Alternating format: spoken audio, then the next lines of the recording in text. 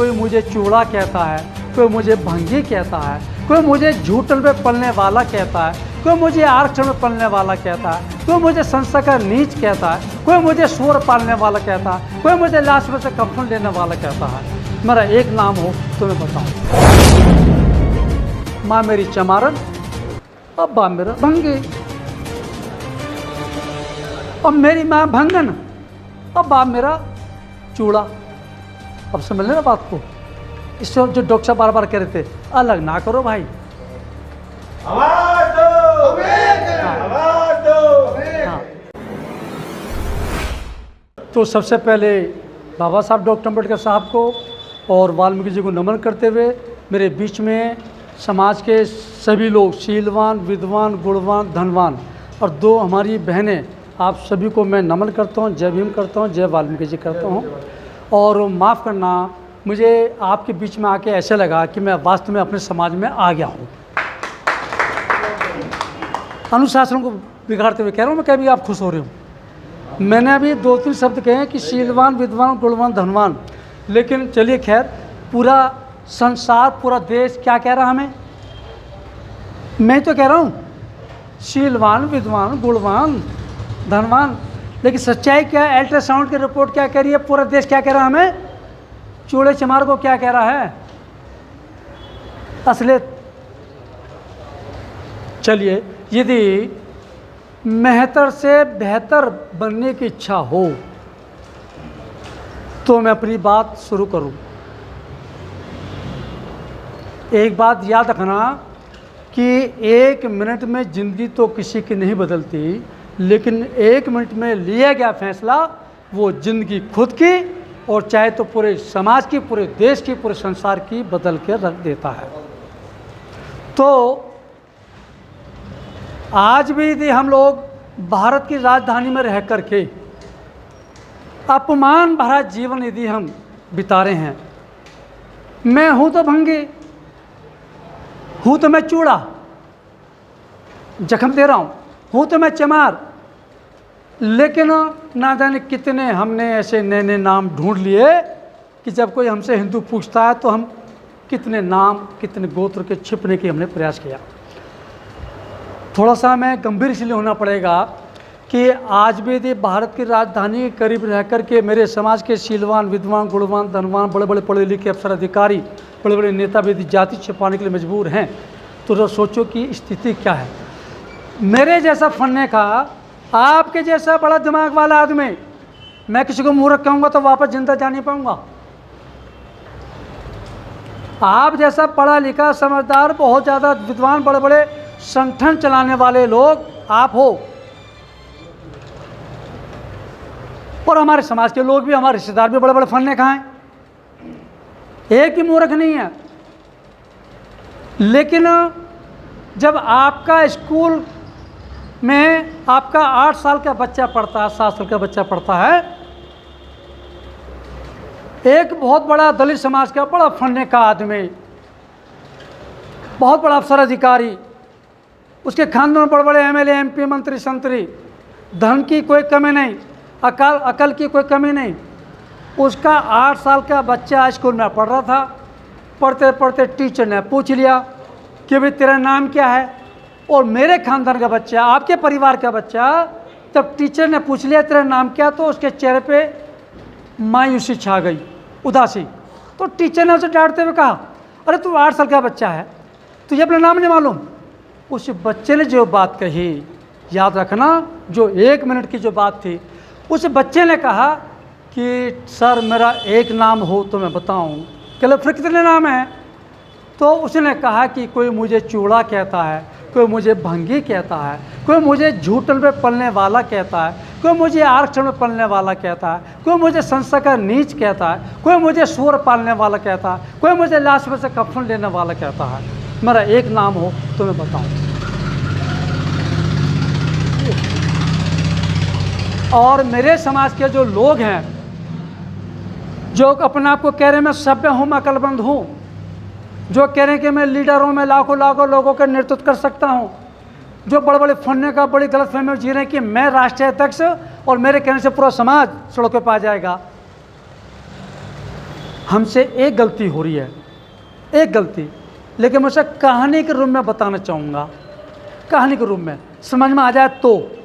अब तक लाखों लोगों को बता चुका हूँ, लाखों लोगों में 2-4 लोगों को समझ में आई है, गारंटी मुझे आपकी भी नहीं है। क्यों? मुझे कौन से वोट थोड़ी लेनी है, गारंटी आपकी भी नहीं। 40 साल में लाखों लोगों को बता चुका हूँ, मुश्किल से 2-4 लोगों को समझ में आई है, या हो सकता है एक आध को समझ में आ जाए, किसको आए ये गारंटी नहीं है। दिमाग का इस्तेमाल करोगे तो समझ में आ सकती है। नहीं कोई बात नहीं। हुआ क्या जी, हुआ क्या, एक पिता था, उसका एक बेटा जवान भटक गया। मैं कहूँ वो शराबी जुआरी बन गया तो ठीक नहीं है, लेकिन ऐसा मान लो सब इंक्लूड है। एक माँ बाप का, अमीर घराने का बच्चा, घर की बड़ी रेपुटेशन थी, बाप की बड़ी इज्जत थी, लेकिन भटक गया, जुआरी शराबी बन गया। एक ही बेटा, रोज़ माँ बाप से पैसे शराब के लिए, जुए के लिए मांगे, देते रहे। लेकिन एक दिन क्या हुआ, जब हर चीज़ की एक लिमिट होती है, एक दिन नशे में उसने माँ बाप से पैसे मांगे, नहीं मिले, तो उसने नशे में क्या किया, अपने माँ बाप के बेरहमी से हत्या कर दी, टुकड़े टुकड़े कर दिए। और जब उसको पुलिस ने कोर्ट में पेश किया तो जज ने उसको, उसके कारनामे देखते हुए कहा कि तुझे फांसी की सज़ा मिलती है। लेकिन उस आदमी ने क्या कहा, उस भटके हुए नौजवान ने क्या कहा कि माँ बाप मुझे इतनी बड़ी सज़ा मत ना दो, मैं अनाथ हूँ, मेरा दुनिया में कोई नहीं है, इतनी बड़ी सज़ा ना दो। ये मैंने कहानी बताई है। वो भटका हुआ जो नौजवान था वो हम सब थे, और जिस मसीहा की, जिस महापुरुष की, जिस पिता की हमने हत्या कर दी, डॉक्टर अम्बेडकर, वो डॉक्टर अम्बेडकर थे। हम छोटी छोटी समस्याओं के लिए आज शासन प्रशासन सड़कों पे हम गिड़ गड़ा रहे हैं कि हमारा कोई नहीं है दुनिया में, हम अनाथ हैं, हम पर रहम करो, हम पर तरस खाओ, हमारे साथ में न्याय करो। अरे इस देश में जो डॉक्टर अम्बेडकर साहब, जिन्होंने इस देश की बड़ी बड़ी समस्या का समाधान कर दिया, हल कर दिया, हम अपनी समस्याओं के लिए ना जाने कितने पीर, पैगंबर, मुल्ला, मौलवी और देवी देवताओं की चौखटों में हम सिर्फ ठोकर। एक बात कह के अपनी बात ख़त्म करता हूँ। मेरी बहनें बैठी हुई हैं, ना चाहते भी बता रहा हूँ। एक दलित समाज के, मेरे खानदान की एक पढ़ी लिखी महिला, बड़ी अफसर, बहुत पढ़ी लिखी, खूबसूरत, लेकिन उसकी समस्या एक थी जो आपकी भी है। मैं घुमा फिरा के कह रहा हूँ, अपने खानदान की बात डॉक्टर साहब घुमा फिरा के कह रहा हूँ। उस महिला की समस्या एक ही थी, वो जहाँ भी जाती थी, किसी रेस्टोरेंट में जाए,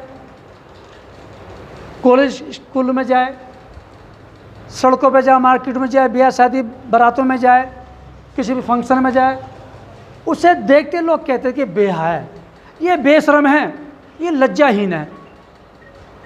लेकिन हुआ क्या, वो इस समस्या से बड़ी परेशान। वो कहती है मैं कलेक्टर की लूज नहीं हूँ, उसको मालूम था मैं चरित्रहीन नहीं हूँ, पढ़ी लिखी हूँ, सभ्य हूँ, अफसर अधिकारी हूँ, लेकिन क्यों मुझे लोग बेहया, बेशरम, लज्जाहीन कहते हैं। समाधान नहीं निकल पाया। एक समझदार व्यक्ति के पास गई, उस समझदार व्यक्ति ने के पास गई और जब उससे पूछा कि मुझे, मैं जहाँ भी जाती हूँ मुझे लज्जाहीन, बेशरम, बेहया कहते हैं, तो पता उस आदमी ने क्या कहा। उस आदमी ने कहा कि मैडम पहले मेरी टांग पे से उठो, सामने कुर्सी पे बैठो, तब जाकर तुम्हें उत्तर दूंगा। समझ रहे हो?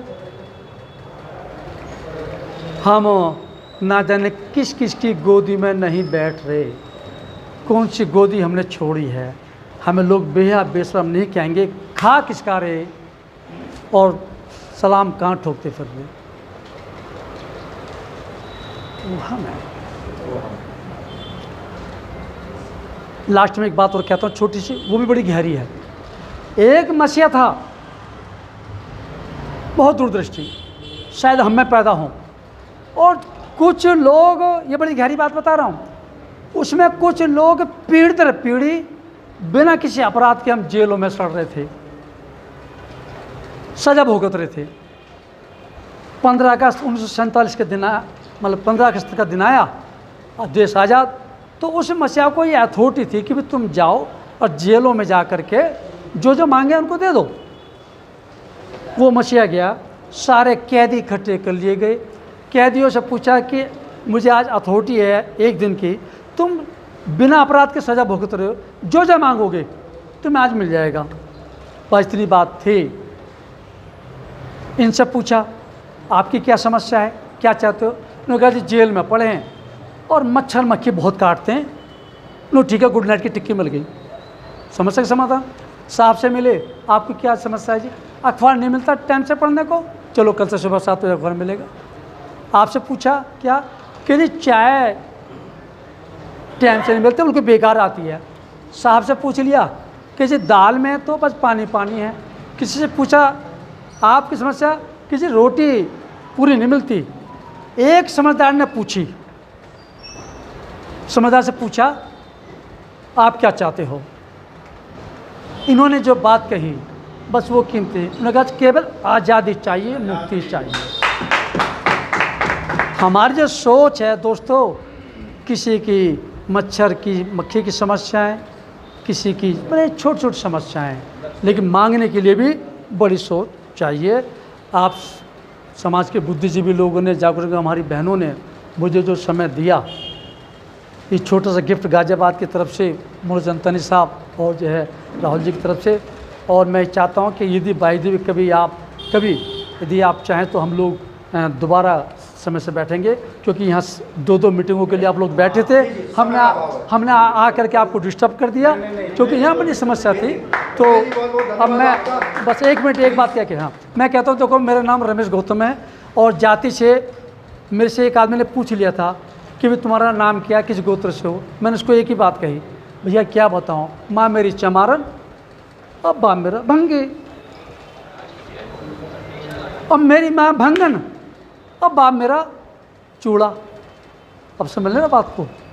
इससे जो डॉक्टर साहब बार बार कह रहे थे अलग ना करो भाई, आवाज दो, आवाज दो। हाँ एक ही हैं, अलग ना करो। तो ये गलती से मैं चमार हूँ, अगला बात है। चलो बहुत बहुत धन्यवाद।